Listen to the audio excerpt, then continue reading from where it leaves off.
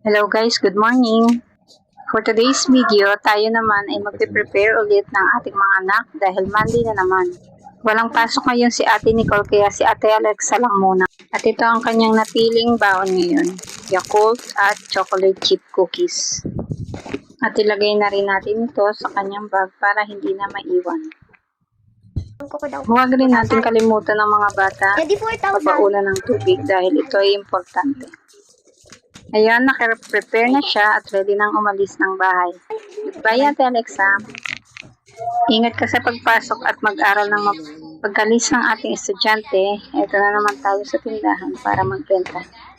Habang tulog pa ang isa nating estudyante, dito muna tayo sa tindahan at magbenta muna tayo dahil maaga pa naman. Hahayaan ko muna siyang matulog ng kaunti pang oras. Pag ganitong oras, mabenta sa atin ang mga pang-umagahan tulad ng kape, bigas, itlog. At heto nga, pagkagising niya, ipagtitimpla natin siya ng gatas. Ito ang kanyang favorite na birch tree choco. Simula na natikman niya to, ito na lang lagi ang kanyang gustong inumin. Okay na rin at lagi naman niya na itong naubo. At heto pa ang aming tutoy, iinom na rin ng gatas.